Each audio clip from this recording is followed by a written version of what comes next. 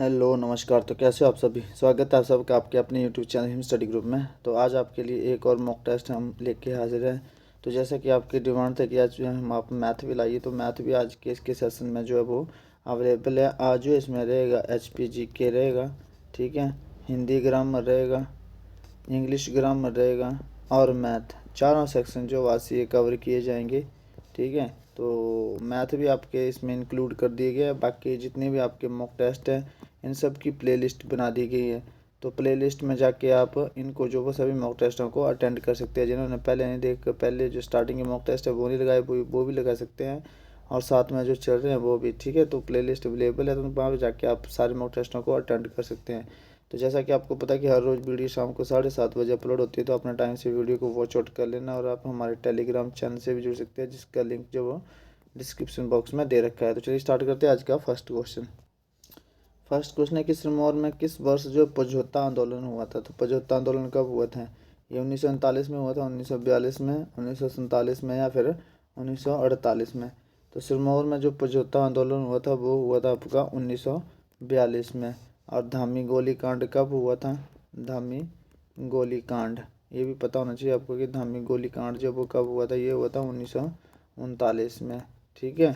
तो ये हुआ था 1942 में पचहत्तर आंदोलन, तो ये हुआ था 1942 का राइट आंसर हो जाएगा। चलते हैं नेक्स्ट क्वेश्चन की ओर।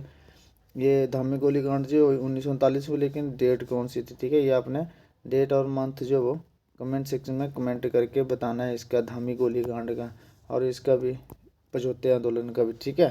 चलते हैं नेक्स्ट क्वेश्चन की ओर। नेक्स्ट क्वेश्चन है कि पहाड़ी लघु चित्रकला के प्रसिद्ध चित्रकार फाटू और पद्मा किस दरबार से संबंधित है? तो कांगड़ा से संबंधित है, चंबा से, बिलासपुर से, आरकी से, किस जिले से संबंधित है? ठीक है, तो ये कांगड़ा से संबंधित है। कांगड़ा के संसार चंद है, कांगड़ा के राजा संसार चंद, ठीक है। कांगड़ा के संसार चंद के दरबार से ये संबंधित है, तो कांगड़ा इसका राइट आंसर हो जाएगा। चलते हैं नेक्स्ट क्वेश्चन की ओर। नेक्स्ट क्वेश्चन है कि कौन सा दर्रा चंद्रभागा नदी का स्रोत है? तो इनमें से कौन सा दर्रा चंद्रभागा नदी का स्रोत है? केलांग या दुधौना, बारालाचा या पट्टन? तो ये है आपका बारालाचा। बारालाचा दर्रा जो है ये चंद्रभागा नदी का स्रोत है। चंद्रभागा नदी का वैदिक नाम क्या है? अस्कनी, अस्कनी। और संस्कृत नाम क्या है इसका? चंद्रभागा, ये, ठीक है। तो ये थोड़ा सा ध्यान रखेंगे। चलते हैं नेक्स्ट क्वेश्चन की ओर। नेक्स्ट क्वेश्चन है कि चंबा के किस राजा ने ब्रह्मपुरा से राजधानी चंबा स्थानांतरित की थी? तो संसार चंद ने की थी, मेरू वर्मन ने की थी, साहिल वर्मन में, लक्ष्मण सिंह? तो साहिल वर्मन, ठीक है। तो साहिल वर्मन जो है इन्होंने राजधानी जो ब्रह्मपुरा से राजधानी को चंबा स्थानांतरित किया था, साहिल वर्मन। चलते नेक्स्ट क्वेश्चन की ओर। नेक्स्ट क्वेश्चन है कि मियार ग्लेशियर कहाँ पर स्थित है? तो ये कुल्लू में, लाहौल स्पीति में, किन्नौर में, सिरमौर में? तो मियार ग्लेशियर जो आपका ये लाहौल स्पीति में स्थित है। चलते हैं नेक्स्ट क्वेश्चन की ओर। नेक्स्ट क्वेश्चन है कि Rocky and Ruby playing cricket those day? तो आर आएगा, इज आएगा, वाज आएगा या वर आएगा? ठीक है, तो अब यहाँ पे क्या आएगा? तो यहाँ पे रॉकी एंड रूबी आएगा तो प्लूरल, ठीक है, रॉकी एंड रूबी तो प्लूरल आएगा, तो एज भी कैंसिल होगा, ठीक है, बाज भी कैंसिल होगा, क्योंकि रॉकी एंड रूबी और एंड के से जुड़ने के बाद जो भी आपकी बार प्लूरल आती है। अब आर आएगा या वर आएगा? ठीक है, तो आपको एक बात बता दें कि जहाँ भी देन आ जाए, ठीक है, दोज डेज आ जाए, दोज डेज आ जाए, देन आ जाए, दोज डेज आ जाए, उसके बाद स्ट्रक्चर में, तो वो जो सेंटेंस होता है वो आपका पास्ट कंटिन्यूस का होता है। किसका होता है? पास्ट कंटिन्यूस का होता है। देन और दोज, अपना ध्यान रखना कि सेंटेंस के स्ट्रक्चर के लास्ट में देन और दोज आ जाए तो वो सेंटेंस आपका पास्ट कंटिन्यूस का होता है। तो Rocky and Ruby were playing cricket those days. चलते हैं नेक्स्ट क्वेश्चन की ओर। नेक्स्ट क्वेश्चन है कि my son learning English these days? My son learning English these day, तो आप फिर ध्यान रखेंगे थोड़ा सा, जहाँ पर दीज डेज आ जाए, दीज, ये दीज डेज है, पीछे दोज डेज है, उन दिनों की बात थी, ठीक है, पुराने दिन की थी। ये दीज डे है, ये इन दिनों की बात है, ठीक है। दीज डे आ जाए, एट दिस मोमेंट आ जाए, ठीक है, ये आप ध्यान रखेंगे। दीज डेज आ जाए, एट दिस मोमेंट आ जाए, नाउ आ जाए, NOW, एट प्रेजेंट आ जाए, एट प्रेजेंट आ जाए, करंटली आ जाए, ठीक है। दिस डे आ जाए, एट दिस मोमेंट आ जाए, नाउ आ जाए, एट प्रेजेंट आ जाए, करंटली आ जाए। जो सेंटेंस स्ट्रक्चर के अंत में ये शब्द आपको याद ही करने पड़ेंगे। तो मतलब याद करने की नहीं, समझने की जरूरत है। यहाँ पे बोला है दिस डे, मतलब इन दिनों जो चल रहे हैं। एट दिस मोमेंट मतलब अभी प्रेजेंट की बात है। नाउ अभी मतलब अभी की बात है। एट प्रेजेंट मतलब ये प्रेजेंट की बात है। करंटली करंटली मतलब अभी जो चल रहा है। तो ये समझने की बात है, जो अभी चल रहे हैं तो मतलब सीधी सी बात है, प्रेजेंट की बात हो रही है। तो ये सारे शब्द आ जाएं तो आप सेंटेंस में जो कौन सा सेंटेंस यूज करेंगे, प्रेजेंट कंटिन्यूस का। तो ये समझ लेना थोड़ा सा। यहाँ पे जैसे दीज डे, देन देन मतलब तब की बात है। दोज डे मतलब पुरानी बात है। लेकिन यहाँ पे क्या, दीज डेज, नाउ अभी की, एट एट दिस मोमेंट अभी इसी क्षण, एट प्रेजेंट मतलब प्रेजेंट जो चल रहा है, करंटली अभी फिलहाल, ठीक है। तो ये प्रेजेंट की बातें हैं, तो इसमें पे जो सेंटेंस यूज करेगा, present continuous. My son is learning English these days, ठीक है, इज आ जाएगा। चलते हैं नेक्स्ट क्वेश्चन की ओर। नेक्स्ट क्वेश्चन है कि Anil has just dash the class, leave the class, leaves the class, leaving the class या लेफ्ट द क्लास। तो आपको पता है कि जहाँ भी अगर जस्ट आ जाए, जस्ट और ऑलरेडी, ठीक है, जस्ट और ऑलरेडी आ जाए तो वो जो स्ट्रक्चर लिखा जाएगा आपका, वो लिखा जाएगा present perfect, present perfect tense में, प्रेजेंट परफेक्ट टेंस में। लेकिन जस्ट और ऑलरेडी जो आएंगे वो हमेशा, जैसे helping verb has just left, ठीक है।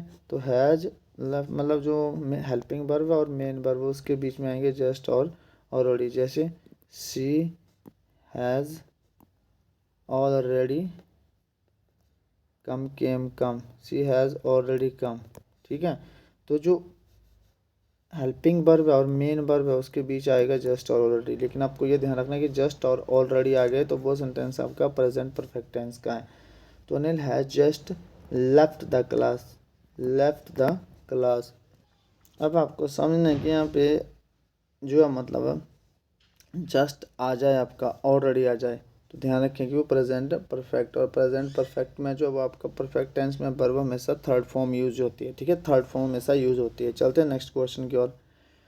नेक्स्ट क्वेश्चन है कि Rajesh did not his work last night. तो क्या आ जाएगा, Rajesh did not complete his work, completed, completes या कंप्लीटिंग। तो Rajesh did not, Rajesh did not verb की सेकंड फॉर्म आ गई, तो अब वर्ब की फर्स्ट फॉर्म आएगी, ठीक है। तो Rajesh did not complete, Rajesh did not complete his work last night, ठीक है। तो कंप्लीट आ जाएगा। चलते हैं नेक्स्ट क्वेश्चन की ओर। नेक्स्ट क्वेश्चन है आपका, और कोई ये सोच रहे होंगे कि एस, ये भी तो मतलब राजेश सिंगुलर है, तो यहाँ पे एस लगेगा। तो ये ध्यान रखेंगे कि जो जो एस लगता है वर्ब के साथ वो सिर्फ प्रेजेंट इंडेफिनिट टेंस में लगता है, और ये किसका है, ये पास्ट इंडेफिनिट का नेगेटिव सेंटेंस है, ठीक है। चलते हैं नेक्स्ट क्वेश्चन की ओर। नेक्स्ट क्वेश्चन है आपका एंटोनिमस ऑफ गैरुलस। गैरुलस होता है अधिक बात करने वाला, ठीक है, अधिक बात करने वाला। लुकेशियस भी क्या होता है, बात होनी, जो ज़्यादा बात करता है। चैटरिंग ये भी होता है मतलब ज़्यादा बोलने वाला। टॉकटिव जो भी ज़्यादा बोलता है।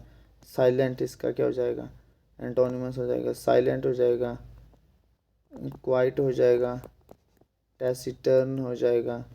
ये सारे इसके सिनोनिमस हो जाएंगे, ठीक है। साइलेंट, क्वाइट, टैसिटर्न, ये इसके जो है। फिर मीगर, ये सारे इसके क्या हो जाएंगे, एंटोनिमस हो जाएंगे। चलते हैं नेक्स्ट क्वेश्चन की ओर। नेक्स्ट क्वेश्चन है कि हिंदी का सेक्शन स्टार्ट है, अब इसके बाद आपका मैथ का सेक्शन स्टार्ट होगा, ठीक है। मैथ में आपका मेंसुरेशन और बोर्ड मास के रहेंगे। तो दशानन में कौन सा समास है, दशानन, दशानन मतलब 10 है सर जिसके, दशानन 10 है आनंद जिसके, 10 है आनंद मतलब सर जिसके, ठीक है। अर्थात किसकी बात हो रही है, रावण की। तो रावण जो वो दुनिया में एक ही था, ठीक है, दशानन 10 सर वाला। तो रावण की बात हो रही है। तो इस जो दशानन है, इस शब्द का अपना कोई अर्थ नहीं है, इस शब्द का अपना कोई अर्थ नहीं, बल्कि पूरा का पूरा शब्द किसी और की तरफ इशारा कर रहा है। तो जिस शब्द का अपना कोई अर्थ नहीं होता, किसी और की तरफ इशारा करता है, वो समास आपका बहुव्रीहि समास के अंतर्गत आता है। चलते हैं नेक्स्ट क्वेश्चन की ओर। नेक्स्ट क्वेश्चन है कि पीपर पास सरिस मंडोला पंक्ति में कौन सा अलंकार है, उत्प्रेक्ष अलंकार है, उपमा अलंकार है, अत्याशक्ति या मानवीकरण। तो सरिस आ गया, तो मैंने आपको बताया कि जहाँ पर भी सम आ जाए, सरिस आ जाए, ठीक है, सा आ जाए, सी आ जाए, वहाँ पे वो अलंकार कौन सा होता है? उपमा अलंकार होता है। कौन सा? उपमा अलंकार। तो पीपर पात सरिस मंडोला, ये उपमा अलंकार है। ठीक है, चलते हैं नेक्स्ट क्वेश्चन की ओर। अतिशयोक्ति अलंकार में क्या होता है? छोटी सी बातों को बड़ा चढ़ाकर बताया जाता है, वो अतिशयोक्ति अलंकार होता है। मानवीकरण अलंकार में प्राकृतिक चीज़ों में मानवीय भावनाओं का वर्णन किया जाता है। उत्प्रेक्ष अलंकार में मनु जानु मानो शब्द आ जाए तो वो उत्प्रेक्ष अलंकार में आते हैं। देवासुर में कौन सा समास है? देवासुर, तो देवासुर को कैसे लिखते हैं? देव और असुर। देव और असुर एक दूसरे के विपरीत हैं, इनको ऐसे लिख सकते हैं देव और असुर, देव असुर। इसका मतलब क्या? विपरीत है एक दूसरे के। ठीक है, तो जो शब्द एक दूसरे के विपरीत होते हैं वहाँ द्वंद्व समास होता है। द्वंद्व समास में जो आपका दोनों पद प्रधान होते हैं, दोनों पद प्रधान होते हैं आपका द्वंद्व समास में। तो द्वंद्व समास हो जाएगा कर्मधारय समास में पहला पद विशेषण होता है। ठीक है, तत्पुरुष में कारक विभक्तियाँ होती हैं। द्वंद्व में दोनों पद प्रधान। अव्ययी भाव समास में प्रथम पद प्रधान, प्रथम पद जो वो प्रधान होता है। चलते हैं नेक्स्ट क्वेश्चन की ओर। नेक्स्ट क्वेश्चन है निशाचर में कौन सा समास है? निशाचर, तो निशाचर निशा में आचरण करने वाले, निशा में आचरण करने वाले। निशा क्या होता है? रात्रि। निशा में आचरण करने वाले अर्थात किसकी बात हो रही है? राक्षस, जो रात में विचरण करते हैं, चलते हैं, राक्षस। तो निशाचर में इस निशाचर, ये जो निशाचर है इस शब्द का भी अपना कोई अर्थ नहीं है, बल्कि ये किसी और की तरफ इशारा कर रहा है। किसकी तरफ? राक्षस की तरफ। तो निशाचर में जो समास हो जाएगा आपका वो बहुव्रीहि समास हो जाएगा। चलते हैं नेक्स्ट क्वेश्चन की ओर। नेक्स्ट क्वेश्चन है कि चक्कर पाणी में कौन सा समास है, न कौन सा शब्द है? चक्कर पाणी में रूढ़ शब्द है, यौगिक शब्द है, योग रूढ़ शब्द है। तो इससे सिंपल सी बात है, आपको पता है कि चक्कर पाणी जो बहुव्रीहि समास के अंतर्गत आता है। तो जो भी शब्द आपका बहुव्रीहि समास के अंतर्गत आ जाए वो आपका योग रूढ़ शब्द होता है। यौगिक शब्द जैसे विद्यालय, इस शब्द का अपना अर्थ है, इसको तोड़ सकते हो विद्या जमा आलय, विद्या प्लस आलय। तो ये जो आपका यौगिक, ये योग रूढ़ और पानी, इसको आप तोड़ नहीं सकते। पानी शब्द है, इसको आप तोड़ नहीं सकते पानी, क्योंकि इसके तोड़ के दो प्रॉपर शब्द नहीं बनेंगे। तो ये रूढ़ शब्द है। ठीक है, तो चक्कर पाणी में कौन सा शब्द है? चक्कर पाणी में जो शब्द है आपका वो योग रूढ़ शब्द जो वो हो जाएगा। चलते हैं नेक्स्ट क्वेश्चन की ओर। नेक्स्ट क्वेश्चन आपका कि वृत्त का परिमाप। ठीक है, अब ये आपका मैथ का सेक्शन स्टार्ट है, मैथ का भी लिए आज से आपके क्वेश्चन थोड़े। तो वृत्त का परिमाप जो है वो 14 सेंटीमीटर है, लंबाई 3 सेंटीमीटर है। तो वृत्त का नहीं है, ये होगा आपका इसका क्या बोलते हैं इसको, आयत। ठीक है, आयत है। ठीक है, आयत का परिमाप, वृत्त की परिधि होती है, वृत्त का क्षेत्रफल होता है, ध्यान रखेंगे थोड़ा। ठीक है, आयत का परिमाप जो वो 14 सेंटीमीटर है। जैसे मैं बताता हूँ आपको, ये आयत है एक। ठीक है, इसका परिमाप क्या होता है? परिमाप सिंपल सी बात है, याद रखेंगे, ये बाहर का जो एरिया होता है, जो मैं ये बता रहा हूँ, ये चारों भुजाओं का जोड़, ये वाली और ये वाली लेंथ और ब्रेथ, इसका क्या है? जोड़। कितना है? 14 सेंटीमीटर है पेरीमीटर। किसका? आयत का पेरीमीटर 14 सेंटीमीटर है। अच्छा, लेंथ दे रखी है, ये वाली चीज़ दे रखी है, लेंथ 3 सेंटीमीटर। ठीक है, आपको पता है कि आयत के आमने सामने की भुजाएं बराबर होती है। ये 3 सेंटीमीटर है तो ये भी 3 सेंटीमीटर होता है। ठीक है, क्योंकि ये और ये तो बराबर होंगी ना आपस में। तो पेरीमीटर कितना दे रखा है? 14 सेंटीमीटर। लेंथ कितनी दे रखी है? 3 सेंटीमीटर। ठीक है, 3 सेंटीमीटर आपकी लेंथ जो वो दे रखी है। अच्छा, तो टोटल जोड़ के इसका पेरीमीटर क्या होता है? इसका पेरीमीटर होता है चारों भुजाओं का जोड़। सिंपल ऐसे रखेंगे याद है। और फार्मूला आपने देखना, तो फार्मूला ये होता है इसका वृत्त के क्या बोलते हैं इसको, आयत के परिमाप का 2 इंटू ए प्लस बी। पेरीमीटर का फार्मूला इसका ही होता है 2 इंटू ए प्लस बी। अगर याद रखना है तो याद रख लो, आयत का पेरीमीटर। ठीक है, आयत का परिमाप। और ऐसे सिंपल तरीके से समझो, सिंपल तरीके से समझो, आप सिंपल भाषा में समझो आप कि परिमाप क्या होता है। परिमाप क्या होता है? जो बाहर का होता है, ये बाहर का होता है। क्षेत्रफल होता है अंदर का एरिया भी पूरा। ठीक है, तो बार बार का देखो परिमाप जो है ये चारों भुजाओं का जोड़ होता है। यहाँ पे आयत का परिमाप जो चारों भुजाओं का जोड़, तो 3 सेंटीमीटर ये हो गया, 3 सेंटीमीटर हो गई 6 सेंटीमीटर। टोटल पेरीमीटर कितना हमारे पास 14 सेंटीमीटर। ठीक है, तो ये 14 सेंटीमीटर टोटल परिमाप है। तो 6 सेंटीमीटर क्या हो गया आपकी लंबाई। बचा क्या आपका चौड़ाई बच गई, जो बच जाएगी क्योंकि लंबाई तो हमने निकाल दी 3 ही है, तो ये भी 3 हो गई, तो बच जाएगी आपकी क्या चौड़ाई। ये आपकी चौड़ाई बच गई, ब्रेथ बच गई, चौड़ाई मतलब ब्रेथ बच गई कितनी 8 है। अच्छा 8 है, तो ये 8 इस दोनों की होगी चौड़ाई, इस तरफ की भी इस तरफ की भी, तो 4 इस तरफ की होगी, 4 सेंटीमीटर इस तरफ की होगी। आ गया आपके पास परिमाप सारा। ठीक है, तो अब परिमाप आ गया, तो अब आपका आयत का क्षेत्रफल बताना आपने। तो आयत का क्षेत्रफल बताना, तो क्षेत्रफल आपको पता है क्षेत्रफल कितना है, कैसे होता है आयत का एरिया क्षेत्रफल, तो वो होता है आपका length multiply by breath. Length कितनी है आपकी 3 सेंटीमीटर है, ब्रेथ कितनी है आपकी 4 सेंटीमीटर है, तो टोटल कितना आ गया क्षेत्रफल 12 सेंटीमीटर स्क्वायर में आता है। बस थोड़ा सा ध्यान रखेंगे स्क्वायर में। ठीक है, क्षेत्रफल जो होता है स्क्वायर में, टोटल 12 सेंटीमीटर स्क्वायर जो आपका ये क्षेत्रफल हो जाएगा आयत का। सिंपल सा क्वेश्चन है, जितना आप सिंपल रखेंगे चीज़ों को उतना मैथ जो आपके लिए इजी रहता है। ठीक है, ये जो आपका पेरीमीटर है, पेरीमीटर के लिए परिमाप के लिए आपको फार्मूला लगाने की जरूरत नहीं होती। परिमाप जो होता है वो चार भुजाओं का जोड़ होता है। अगर ये आमने सामने की भुजाएं बराबर हैं तो ये भी आमने सामने की भुजाओं की बराबर आयत की आपको पता है। तो 12 सेंटीमीटर स्क्वायर जो इसका क्या हो जाएगा आंसर हो जाएगा। चलते हैं नेक्स्ट क्वेश्चन की ओर। अब आगे वृत्त, एक वृत्त की परिधि 88 सेंटीमीटर, उसका क्षेत्रफल क्या होगा। तो वृत्त की परिधि का क्षेत्र दे रखी 88 सेंटीमीटर, आपको क्षेत्रफल फाइंड आउट करना है। तो वृत्त की परिधि का फार्मूला क्या होता है, वृत्त की परिधि, इसका थोड़ा बहुत फार्मूला याद करना पड़ता है आपको। 2 पाई आर कितना दे रखा है, 2 पाई आर दे रखा है आपके पास 88। ठीक है, तो निकाल लो 2 × 22/7। आर तो आपको फाइंड आउट करना है क्योंकि आर है नहीं, क्षेत्रफल निकालना आपको, तो आर तो निकालना पड़ेगा। तो 88। ठीक है, तो ये कितना हो गया, इसको पहले इससे काट दो। ठीक है, तो 40 कितना हो जाएगा 4 आ जाएगा। ठीक है, क्योंकि 22 चौका होता है 88, तो आपका आ गया 4 आ गया, तो यहाँ से फिर 2 से 4 को काट दो 2 आ गया। ठीक है, तो आर कितना आ गया आपके पास, आर आ गया ये 7 से अब 2 को मल्टीप्लाई कर देंगे तो 14 जो आपका आर आ जाएगा रेडियस त्रिज्या। ठीक है, 14 आपकी रेडियस आ गई, रेडियस मतलब त्रिज्या आ गई। अब आप क्या निकाल सकते हो इससे क्षेत्रफल, क्षेत्रफल निकालने के लिए तो आपको त्रिज्या चाहिए होती है, तो इसका क्षेत्रफल क्या होगा πr²। तो फार्मूला पुट कर दो 22/7, आर आपके पास आ गया 14 मल्टीप्लाई बाई 14। ठीक है, तो 7×2 14, 14×2 कितना होता है 28, 28। ठीक है, तो 28×22 कर दो।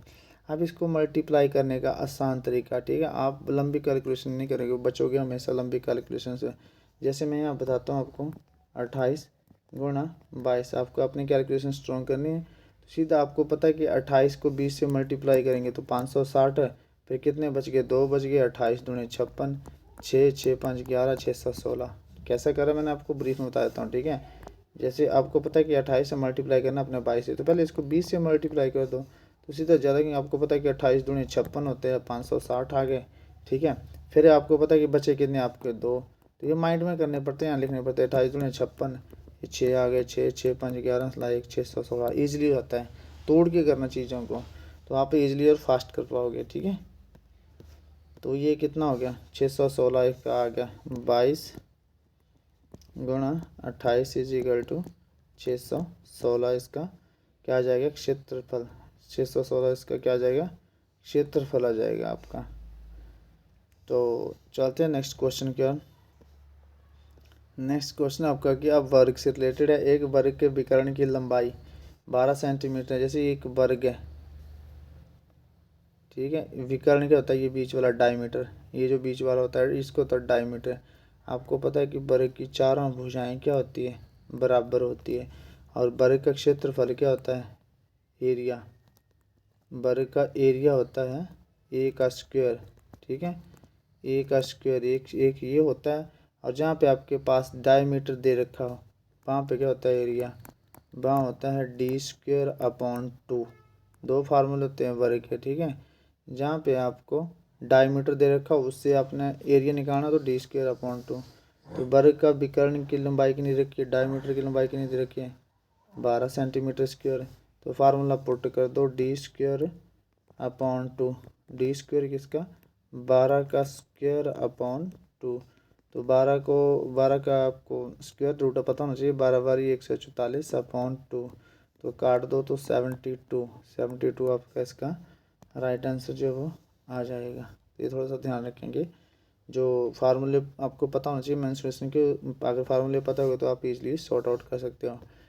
अच्छा, ये आ गया अब आपका बोर्ड मास का, ठीक है। बोर्ड मास का आपको रूल पता होना चाहिए, बोर्ड मास, ठीक है। ऐसे ही आपको इसका पता होना चाहिए, बोर्ड मास मतलब ब्रैकेट आ गया, फिर आप ऑफ सॉल्व करोगे, फिर आप भाग सॉल्व करोगे, फिर आप मल्टीप्लिकेशन सॉल्व करोगे, फिर आप एडिशन सॉल्व करोगे, प्लस मतलब, फिर आप सब्ट्रैक्शन माइनस सॉल्व करेंगे, ठीक है। तो सबसे पहले क्या सॉल्व करते हैं, ऑफ। तो पहले ऑफ सॉल्व कर दो तो कितना आ गया, ये आ गया आपका 51, ठीक है। क्योंकि 17 51 आ गया। फिर आप डिवाइड सॉल्व करेंगे, जैसे ये लिखा मैंने यहाँ पे 42 × 51, ठीक है।